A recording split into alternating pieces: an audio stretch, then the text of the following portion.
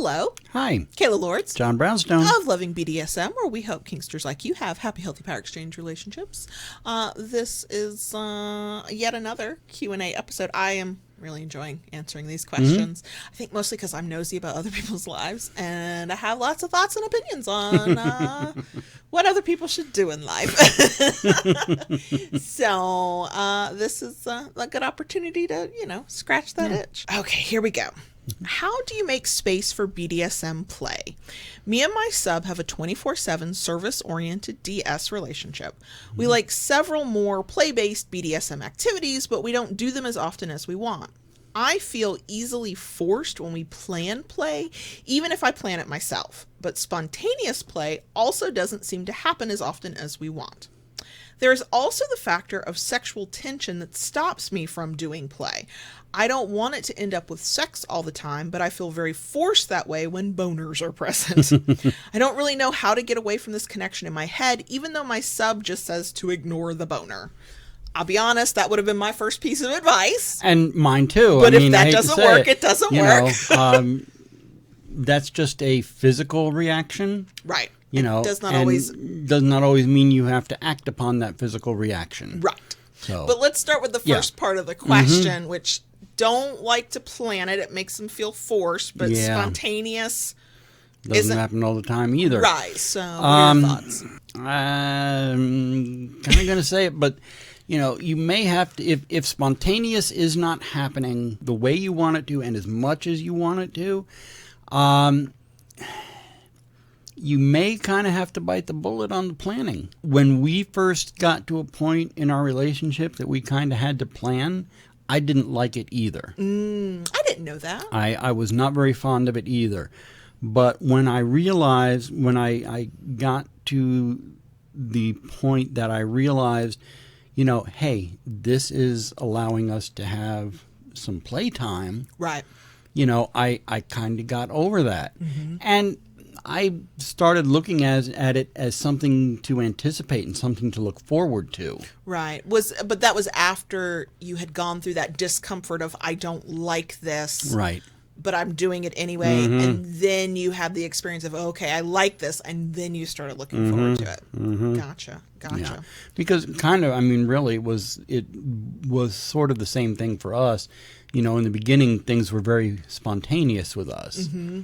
Well, yes and no. They were spontaneous in that when we were together, like anything that we might have talked about just could happen. Right. But we had planned the fact that we would be together at all.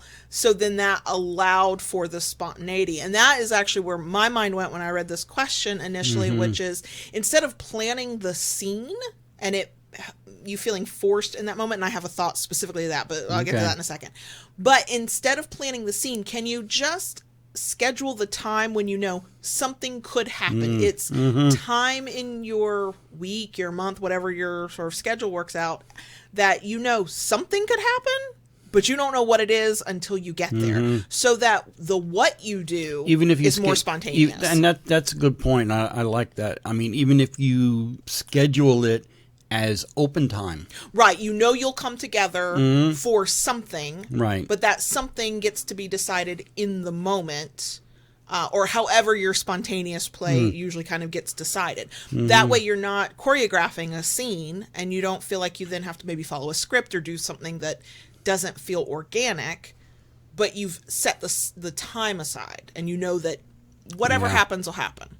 And it's a little bit of a mind fuck, and it's not always easy to mind fuck yourself. I am easily mind fucked by others, but my logical brain will try to kick in and go, but you know what this is. So there's a little bit of suspension of disbelief, almost like when you read fiction, you kind of have to go, sure, my logical brain could analyze this to death, but we're just going to go with this. There's a little bit maybe of that. And I think just like you not liking to plan play and then experiencing it and realizing the value of it, you had to learn it. I think you would still have to learn this is not a planned scene. This is just it's just open time for whatever happens. And yes, I know that a scene might happen and probably will. That's the point. Anything you can do to distance yourself from the actual planning of it until you're in the moment. For people who do not have the time for spontaneous. And I understand what you're saying. You've got to plan the time, but not the moment. Yes, thank you. Thankfully, you do concise better than I do. Now, I did have a thought, and I don't have any expertise on this. I'm going to throw this idea out there for this person and anybody else who may relate as something to go research for yourself and see what experts say about this and what your options might be. But while I was reading the question of they don't like anything to feel forced, even when they're the ones like planning it. Right. The thing that came to mind was something called demand avoidance. Now, the official term is called pathological demand avoidance. That is something that occurs in neurodivergent people, typically people with autism or ADHD, where if they are told to do something, they're going to dig their heels in more and not want to do it. Even if it's something that they want to do, they don't want to do it, right? Yeah. And I am not saying that this is what this person has, but that idea of this is a thing I want to do and I definitely want to do it, but something about the planning makes me feel forced and now I don't want to do it. I'm throwing it out there. I don't know if you're neurodivergent or not. That's none of my business. But if that resonates in any way, might be worth a Google to learn what it is and if there are any tips, tricks, coping skills that can help navigate. I would say, even if you are not neurodivergent and would not have, I don't know if it's a diagnosis that you can get. Again, I'm not an expert, but if that would not be a thing you could like say that you have, like pathological demand avoidance, I would say even if you relate to what that is a little bit, and there are coping strategies out there, like neurotypical people can absolutely benefit from the things that help neurodivergent people as well. So if it resonates, just do a Google, see if whatever's out there can help in that. I put it out there because it's something that I've spent time learning because of the neurodivergency of our kids. And yes, they are those people that you're like, do the thing. And they're like, now I never want to do the thing again. Yeah. And so I've had to learn a little bit about that to try and navigate that as a parent. And I've learned that too, dealing with the youngest, because, it used to be, it's like, you need to get your laundry started.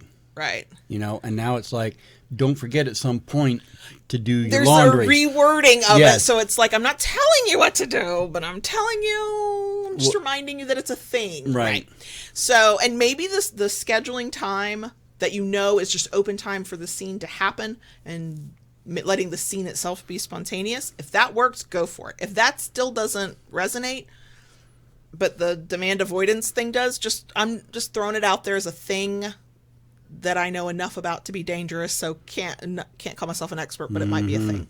Now, the other part of the question was about the sexual tension stopping them from engaging in play. Right. And I wonder if that goes back to a little bit of not feeling forced. I'm not saying that in a non-consensual way, but feeling like there's an expectation of, now I'm aroused, my partner's aroused, we have to do something because about X it. Now Y. Right, exactly. And so that's the second part of this question. It is very interesting to me. I would not at all say that I have any like easy answers that come to mind. I do have a thought, but what are your thoughts on that part?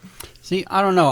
I'm maybe a little different because in that aspect, because while there are many times that we play, and my body reacts to the play.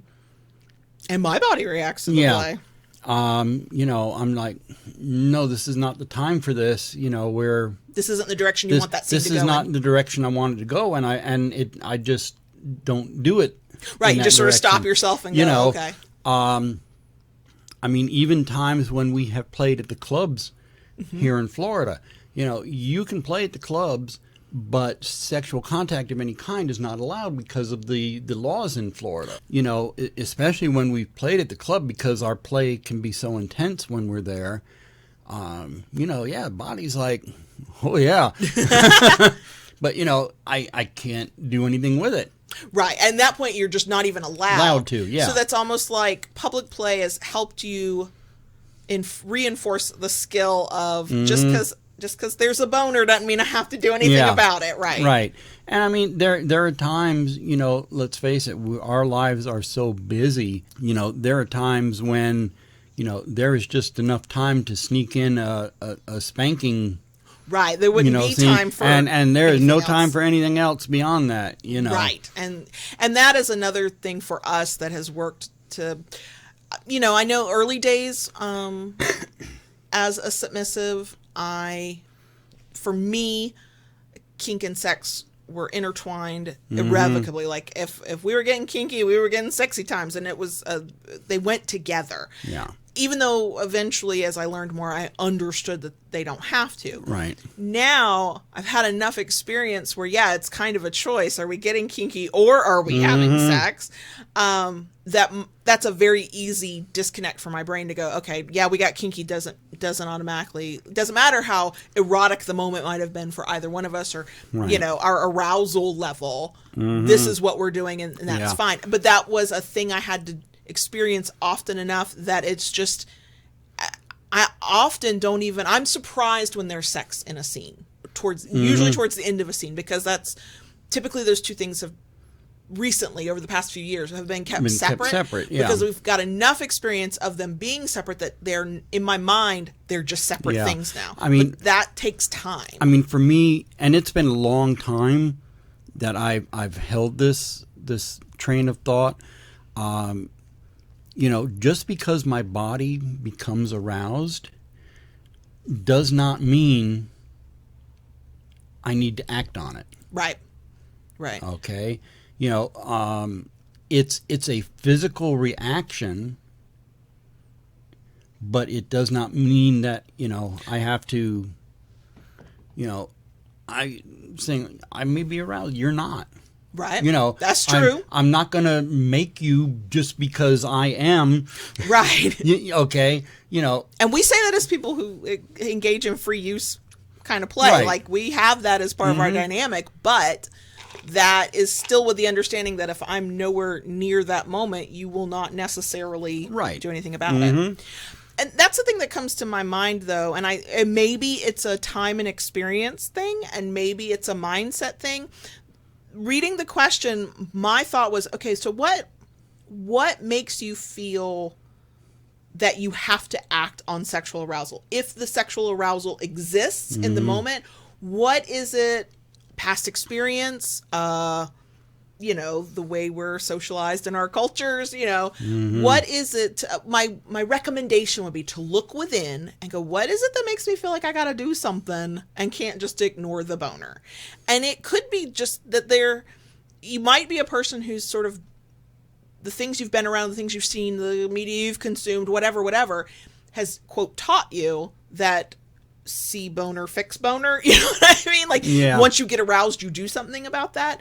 And that might be a bit of introspection to do your own mindset shift of, figuring out and coming to terms with and going through the experience of, I'm ignoring the arousal because that's not actually what we're here to do. And I think that might be one of those things where you have to fulfill that, like go through the ignore the boners moment enough times that starts to feel more normal, air quote that, so that you can make that connection in your head. Like, if all of your experiences tell you see boner, do something about the boner, then you have taught yourself, you've made those neural connections of that's what you do, and it's like a new habit to create for yourself. And then I go back to that forced feeling that is mentioned a couple times in this question of, okay, where does that feeling come from? Is that part of neurodivergency? Is that part of something else? Are there coping mechanisms out there that can help you shift that part of the mindset as well? Yeah. Yeah, I don't think this is a cut and dried kind of situation. There's no here's this checklist, follow this, it'll fix everything for you. That's not how life works, y'all. Right. Would be nice. If we could create those checklists for Kingsters, we'd be rich. They don't work that way. It's all trial and error, and start with what feels right to you based on anything we've said or anything other people maybe advised. Yeah. And go down that path first. You're gonna have to try several different things to find what works for you. Absolutely. So to recap on the first question about play, schedule the time, not the scene. Let the scene be spontaneous, but book the time. Block it off so you know that's our time. Try that if that works for you. On the sex thing, part of it is just feel uncomfortable ignoring the boner to have the experience of ignoring the boner. I feel like I need to put that on a shirt now, ignore the boner. I like that. I really do. I think that's a very concise way of saying it. And then maybe if it speaks to you, think about why you think you're supposed to respond to the sexual arousal even when that's not what you want to do. If that's what you want to do and, consenting partners and all that, definitely go for it. But if there's something that's making you feel like you have to, that is probably worthy of some introspection. And then if the whole idea of demand avoidance speaks to you in any way, I'm just going to say give it a Google. That's the only thing I could say about that, and see what you can learn and how that resonates with you. So that's the answer to the question. Thank you for your question. Good question. If anybody listening and watching would like us to answer your question, the link is in the places. Submit your question. We're collecting them as they come in. I'm prepping them so we can record these, and we'll be happy to do it. Okay. If you enjoyed this, we love a thumbs up. If you like it enough to want to come back for more, please consider subscribing. And once you do that, go ahead and ring that notification bell to get updates and new content. Just do what Daddy says. And if you really like what we do, want to help us do more of it, consider joining us on Patreon. Get access to a Discord server, extra content, all kinds of good stuff. You can find that. The link is in the description box. Okay. Bye.